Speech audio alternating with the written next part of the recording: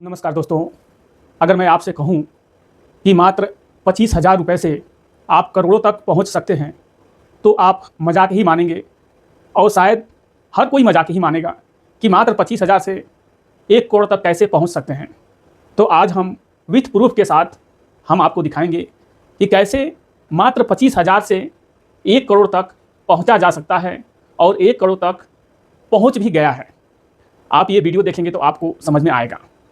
इसमें बस ध्यान ये रखना है कि पेशेंस होना चाहिए, धैर्यता होना चाहिए, तभी हो सकता है। और ये पैसा मार्केट में जाता है, कंपनियों में जाता है, कंपनी ग्रोथ होती है तो पैसा ग्रोथ होता है। तो आज इसी टॉपिक पे आज का ये वीडियो है। ये मजाक नहीं है, ये सही में है और मैं प्रूफ के साथ दिखाऊंगा। आप ये पूरा वीडियो देखेंगे तो आपको समझ में आ जाएगा। वीडियो ये एजुकेशनल पर्पज़ से ये वीडियो रहेगा, जानकारी के लिए ये वीडियो रहेगा। वीडियो आपको सही लगे, जानकारी इंफॉर्मेटिव लगे तो चैनल को आप सब्सक्राइब कीजिएगा, लाइक कीजिएगा और कमेंट बॉक्स में कमेंट अवश्य कीजिएगा। और ये काम वही कर सकता है जिसके पास समय है, और जिसके पास समय नहीं है उसको ज़्यादा पैसा इन्वेस्टमेंट करना पड़ेगा। तो चलिए जानते हैं कैसे मात्र 25,000 रुपया से, जैसे हम लोग एफडी में रखते हैं वैसे ही म्यूचुअल फंड में लमसम कहा जाता है। तो आज इसी टॉपिक पे आज का ये वीडियो है। देखिए, जिसके पास एज है 25 साल 30 साल का, जिसके पास एज है वो चाहे तो ये काम कर सकता है, लेकिन एक बार डाल के और भूल जाना होगा। HDFC बैलेंस एडवांटेज फंड ये एक फंड है और बहुत ही पुराना ये फंड है। इस फंड में एवीएम है 1,07,562 करोड़ रुपया। इतना ये पैसा फंड मैनेज करता है, पब्लिक का इतना पैसा है। हम इसमें से 1 करोड़ का बात कर रहे हैं। ये 1,07,562 करोड़ रुपया है, पब्लिक का इतना पैसा है। ये फंड 1994 से ये फंड चालू है। 25,000 एक बार कोई 1994 में डाल के छोड़ा होता 1994 से, और 32 साल होता है, 17.57% के रिटर्न से 45,62,000 ये करके दे चुका है HDFC बैलेंस एडवांटेज फंड। अब कैसे किया है ये आप समझ लेंगे तो आपको समझ में आ जाएगा। 1994 में जब ये फंड लॉन्च हुआ तो इसका एनएवी लॉन्च हुआ था ₹2.70 से एनएवी इसका लॉन्च हुआ था, और ये हम पहली बार इसका देख रहे हैं कि ₹2.70 से एनएवी इसका लॉन्च हुआ था। आज 2026 में इसी फंड का एनएवी ₹493.16 है। इसी फंड का एनएवी अगर उस समय कोई लमसम एफडी के जैसा कोई यही 25,000 रुपया डाल दिया होता इसी फंड में, ₹2.70 के एनएवी से 9,259 यूनिट मिलता। 9,259 यूनिट मिलता उस समय 1995 में। जैसे लोग सोशल मीडिया पे आप सुने होंगे कि इनके दादाजी शेयर लेके छोड़ दिए थे एमआरएफ का, आज एमआरएफ का शेयर लाखों से ऊपर चल रहा है। और जो उस समय इसी समय 1995 में उस समय कोई वो भी डाल दिया होता तो आज के डेट में वो भी करोड़ रुपए का मालिक होता। तो वैसे ही स्टॉक में ये सब पैसा जाता है। अब ये देखिए कि ₹493 इस समय एनएवी इसका चल रहा है। ₹493 9,259 गुणे 493 का एनएवी है। एक एनएवी ₹493 का 45,64,687 रुपया ये हो रहा है। आप यहाँ देख सकते हैं 45,62,916 रुपया। सेम यही है, पॉइंट का थोड़ा बहुत अंतर की वजह से यहाँ 2,000 रुपया का समथिंग अंतर आ रहा है। लेकिन आप देखेंगे कि इसी तरह से जिस तरह से लोग शेयर लेके छोड़ देते हैं और भूल जाते हैं, तो ऐसा आप भी कर सकते हैं और डाल के भूल जाइए। 30 साल 40 साल डाल के भूल जाइए 25,000। अच्छा फंड होना चाहिए, पेशेंस होना चाहिए, मार्केट गिरे तो पैनिक नहीं होना है, ये सब चीज़ ध्यान में रखना है। अगर इसी तरह से मात्र 25,000, किसी का अगर एक महीने का सैलरी हो 25,000, तो एक महीने का सैलरी ही डाल के अगर भूल जाए, एज उसका अगर 25 साल का एज हो तो उसके 55-60 साल एज होते होते क्या इसी तरह से करोड़ों रुपया तक पहुंच नहीं सकता है? आगे आप देखेंगे तो आपको समझ में आ जाएगा कि करोड़ों रुपया भी हो चुका है। ये तो रिटर्न कम है, 17% का रिटर्न है, इसलिए ये दिखा रहा है, लेकिन हो चुका है। विथ प्रूफ के साथ हम आपको इस वीडियो में बताएंगे। वीडियो आप लोगों को अच्छा लगे तो सब्सक्राइब जरूर कीजिए, ताकि इस टाइप का वीडियो मैं आप लोगों को हर रोज़ बना के देता रहता हूँ। निप्पॉन इंडिया मिड कैप बहुत ही पुराना फंड है, 1995 से ये फंड चालू है। इस फंड में एवीएम है 43,966 करोड़ रुपया। इतना ये पैसा मैनेज करता है और पब्लिक का ये पैसा है, हमारे जैसे आप जैसे और लोगों जैसे ये पब्लिक का इतना पैसा है। अब सोचिए ज़रा, यही फंड अभी आगे दिखाऊंगा, जो कि डाटा भी है वो मैं दिखाऊंगा। ये तो हमने डाटा निकाल के लिखा हुआ है, वो भी दिखाऊंगा। 25 1000 रुपया 30 साल होता है 1995 से और अब तक 2026 तक 30 साल होता है, थोड़े अप्रोक्स 30 साल यदि मानते हैं तो 21.64% के रिटर्न से 97,88,308 रुपया ये बना के दे चुका है। अभी मार्केट 12-15% टॉप से मार्केट डाउन है। डाउन अभी मार्केट नहीं होता तो ये 1 करोड़ रुपया से ऊपर होता, ये परसेंटेज अधिक होता। अब आगे समझिए, अगर उसी समय से इसी में कोई SIP 100 रुपया कर दिया होता, मात्र 100 रुपया 30 साल तक, और यही परसेंटेज यदि माना जाए, उदाहरण के लिए समझने के लिए 21.64% का ही रिटर्न माना जाए, यही रिटर्न माना जाए, तो आपका पैसा कितना जा रहा है सर? 36,000 जा रहा है। 36,000 100 रुपया महीना से 30 साल में 36,000, 35 लाख रुपया ये इस परसेंटेज से होता है। अगर 5 साल कोई और बढ़ गया, 35 साल चला गया, 100 रुपया महीना 35 साल, तो यहाँ डबल कर लीजिएगा। तो ये तो SIP का पैसा था, हर महीना का इन्वेस्टमेंट था, लेकिन ये एक मुश्त 25,000 रुपये का ये है। तो 1 करोड़ के समथिंग आप पहुँच गए कि नहीं पहुँच गए, और ये बना के दे चुका है। अब कैसे हुआ है ये समझ लेते हैं, ये समझने वाली बात है। 1995 में जब ये फंड लॉन्च हुआ होगा तो ये NAV इसका 10 रुपया होगा। बहुत सारे उस समय से अभी तक कंपनी बंद हो गई हैं, बहुत सारे खुली होंगी कंपनी, लेकिन इसमें फंड मैनेजर है, उसको सब पता होता है कि कौन कंपनी भागने वाली है, कौन कंपनी डूबने वाली है। 30 साल में कितनी कंपनी आई होंगी, कितनी कंपनी गई होंगी, लेकिन फंड वहीं का वहीं है। फंड मैनेजर इसमें है, इस पे रेशियो जाता है। फंड मैनेजर अगर कंपनी कोई बंद होने वाली है या कोई कंपनी डूबने वाली है, उसमें से अपना पैसा निकाल के दूसरे स्टॉक में डाल देगा, वो कंपनी डूब जाए। तो अब आप सोचिए, 1995 में 10 रुपये का NAV इसका था, और 2026 में इस समय इसी फंड का NAV 3,915 रुपया 32 पैसा इस समय का NAV है। यानी एक यूनिट का 3,915 रुपया 32 पैसा इस समय चल रहा है। 10 रुपये का चीज़ 3,900 रुपया इस समय का है। जब मार्केट टॉप पे था तो 4,323 रुपया पे NAV गया था इसी फंड का। अब जरा सोचिए कि अगर आप 25,000 रुपया उस समय इस फंड में डाले होते 1995 में, 30 साल पहले, और 10 रुपया का NAV उस समय था, तो 2500 यूनिट मिला होगा। अगर इसको काटते हैं तो 2500 यूनिट आपको मिला होगा। 2500 गुणे 3,915 रुपया 32 पैसा।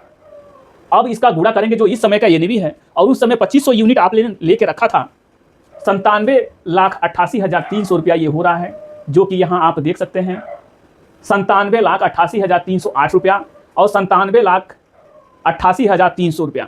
8 रुपये का अंतर आ रहा है, मात्र यहाँ 8 रुपये का ही अंतर आ रहा है। तो कैलकुलेशन सही है कि नहीं है? तो आप सोचिए कि अगर आपका 30 साल का भी एज हो गया है, 40 साल का एज हो गया है, बेटा है, बेटी है, उसी के नाम से ऐसा ही जैसे स्टॉक लोग लेके रखते हैं, वैसे ही लेके रख दीजिए। 3,000 यूनिट, 2,500 यूनिट, 4,000 यूनिट लेके रख दीजिए, कोई अच्छा फंड समझ के, देख के, सोच समझ के। और भले ही आपके न काम में आए, लेकिन आपके बेटे के वो काम में तो आ ही जाएगा। अब आप सोचिए, अब यहाँ समझते हैं, जब मार्केट टॉप पे था तो 4,323 रुपया इसका NAV चल रहा था। मार्केट डाउन हुआ तो 3,915 रुपया हो गया। अब सोचिए कि अगर इस रेट से जोड़ा जाए, 2500 यूनिट का आप गुणा करेंगे तो 4,323 रुपया से गुणा करेंगे 1 करोड़ 8 लाख ये हो रहा है। गुणा कर लीजिएगा, इस NAV से 1 करोड़ 8 लाख ये हो रहा है। जब टॉप पे था तब, जो कि 22% का रिटर्न ये दिया था उस समय जब टॉप पे था। अभी रिटर्न घट गया, 21% का हो गया। तो क्या इसी तरह से कोई भी कर सकता है कि नहीं कर सकता है? अगर किसी का 25 साल ही एज है, ज़्यादा नहीं भाई, 25 साल ही किसी का एज है, और ऐसा ही फंड देख के अगर कर दिया तो उसको 55-60 साल होते होते क्या इसी टाइप का फंड कोई हो तो क्या नहीं हो सकता है? हो सकता है। फंड मैनेजर है, इसमें आपका पैसा वो इन्वेस्टमेंट करता रहेगा। अगर 30 साल आगे कोई कंपनी डूब रही है, कोई कंपनी भाग रही है, तो फंड मैनेजर उसमें से निकाल के दूसरा स्टॉक ले लगा। फिर उसके बाद भी कोई कंपनी अगर डूब रही है या भाग रही है, उसमें से निकाल के दूसरे कंपनी में वो इन्वेस्टमेंट कर देगा, स्टॉक ले लेगा। तो जैसे जैसे कंपनी ग्रोथ होगी वैसे वैसे ये भी ग्रोथ होगा। अगर सोचिए कि ये तो 30 साल 31 साल का ये है, अगर 4-5 साल और रुक गया, कोई ऐसे ही करके 4-5 साल रुक गया, तो यहाँ 2 हो सकता है। आगे आप देखिए, 3 फंड ऐसे हैं, टॉप के 3 fund. HDFC flexi cap, HDFC bank का HDFC फ्लेक्सी कैप, इस फंड में AUM है 1,03,68 करोड़ रुपया। इतना पैसा इस फंड में है। ये भी 1995 से ये भी फंड चालू है। 1995 से 25,000 कोई इसमें उस समय लमसम FD के जैसा डाल के छोड़ दिया होता। 31 साल मानते हैं कि हो रहा है, 95 से है तो 31 साल मान लेते हैं। 18.21% का रिटर्न ये दिया हुआ है। कितना होता है? 46,61,000 ये होता है, ये बना के दे चुका है 46,61,000। 1995 में 10 रुपया ये भी इसका भी NAV था, और आज के डेट में 1864 रुपया आज के डेट में इसका NAV का रेट चल रहा है। मार्केट डाउन है, नहीं तो ये 2000 रुपये पे होता। तो ऐसा ही कोई चाहे तो भविष्य में करके अपने बेटे के नाम से करके दे सकता है। अगर समय है, एज है, तो अपने ही यूज कर सकता है। लेकिन 25 साल, 30 साल, 40 साल इन्वेस्टमेंट करना सबके बस की बात नहीं होती है, और सब उतना पेशेंस रख भी नहीं पाता है। भले ही ज़मीन ले लिया, वो पुश्त बाई पुश्त चल जाएगा ज़मीन, लेकिन इसमें नहीं हो पाएगा, कोई कर ही नहीं पाएगा। कैसे कर पाएगा? अगर वो 25,000 का 50,000 हो गया तो वो तुरंत निकाल लेगा, 25,000 का 1 लाख हो गया तो वो तुरंत निकाल लेगा।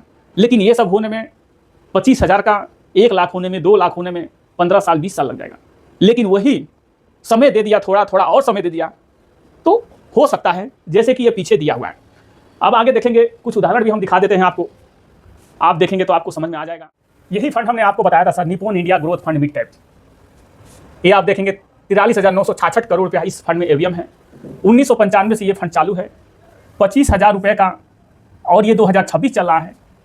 जितना साल हुआ होगा 1995 से अभी तक, 31 साल मानिए, 32 साल मानिए, या 30 साल मानिए, जो भी मानिए, ये 97,88,308 रुपया ये आप देख सकते हैं यहाँ, 21.64% के रिटर्न से। अब आप सोचिए कि क्या इतने ही से नहीं हो सकता है? बिल्कुल हो सकता है। एक और फंड आप देख लेते हैं, फ्रैंकलिन इंडिया मिड कैप। ये 1993 से चालू है, यहाँ आप देख सकते हैं। AUM है 12,338 करोड़ रुपया। रिटर्न ये थोड़ा कम दिया है, 18.44% का ये रिटर्न दिया है। 25,000 रुपये का 93 में कोई डाला होता, 25,000 रुपया, 59,42,000 ये बना के दे चुका है। अब आप कहेंगे कि क्या आने वाले समय में ऐसा हो सकता है? गारंटी नहीं है। यही तो चीज़ है इसमें कि गारंटी नहीं होता है। अब NAV भी इसका देख लेते हैं कि NAV इसका क्या है भाई, वो भी देखना जरूरी है। अब NAV भी इसका देख लीजिए, ये 2025 में आप यहाँ देख सकते हैं 4,197 रुपया 72 पैसा था 2025 में इसका NAV Nippon India growth fund का। उसके बाद आप यहाँ देख सकते हैं 4,323 रुपया हो गया ये फरवरी में 2026 में, यहाँ आप देख सकते हैं। और वही 24/3/2026 में आप देखेंगे, जो कि ये 24/3/2026 है डेट, ये 3,915 रुपया ये NAV इसका चल रहा है निप्पॉन इंडिया ग्रोथ फंड का। तो क्या इसी टाइप से कोई ऑन फ्यूचर अपने फ्यूचर के लिए अगर रखना चाहें और रख के भूल जाए, बस 25,000 50,000 रख के भूल जाए, 25 साल 30 साल 40 साल रख के भूल जाए, उसके बारे में ध्यान न दे, कुछ भी ना जानता हो, तो क्या अभी से 30-40 साल ऐसे करके कोई नहीं कर सकता है? बिल्कुल कर सकता है। बस ध्यान रखना ये कि फंड अच्छा होना चाहिए, सही फंड होना चाहिए। कंपाउंडिंग होते चला जाता है, यानी 1 का 2, 2 का 4, 4 का 8, 8 का 16, 16 का 32, 32 का 64, ऐसे ही करते चले जाइए। लेकिन समय देना पड़ेगा, 1-2 साल 10 साल 20 साल का ये नहीं है, समय देना पड़ेगा, भूलना पड़ेगा। जैसे हम लोग ज़मीन लेके भूल जाते हैं और अपने बच्चे के नाम से या अपने बेटा बेटी के नाम से, नाती पोता के नाम से भूल जाते हैं ज़मीन लेके। सोना लेके हम लोग भूल जाते हैं। जब मेरा शादी हुआ 2011 में तो 19,000 रुपया भरी था, 2011 में 19,000 रुपया भरी, यानी 10 ग्राम, और उसी समय हमने 20 भरी बनवा के रखा। इस समय 20 भरी मतलब 200 ग्राम। आप सोचिए इस समय उसका क्या रेट हुआ होगा, 1.5 लाख रुपया के हिसाब से आप जोड़ लीजिए कि उस समय और इस समय क्या हुआ। लेकिन उसको क्या करेंगे हम? बेचेंगे तो है नहीं। अब हमारा नाती होगा, पोता होगा, बेटा होगा, अब वो यूज करेगा, वो भी नहीं बेचेगा, क्योंकि वो बेचने वाला नहीं है ना। जो सोना ले लेता है वो बेचता नहीं है। इमरजेंसी, बहुत ही इमरजेंसी आ गया तभी वो बेचेगा, नहीं तो बेचेगा नहीं। आप समझ सकते हैं। आशा करूंगा कि ये वीडियो आप लोगों को समझ में आया होगा, वीडियो नॉलेजफुल लगा होगा। ये वीडियो एजुकेशनल पर्पज से ये वीडियो था, जानकारी के लिए वीडियो था। वीडियो आप लोगों को अच्छा लगा हो, जानकारी महत्वपूर्ण मिला हो, तो चैनल को आप जरूर सब्सक्राइब कीजिए, लाइक कीजिए और कमेंट बॉक्स में कमेंट अवश्य कीजिए। मिलते हैं ऐसे जानकारी के साथ अगले नए वीडियो में। जय हिंद, जय भारत।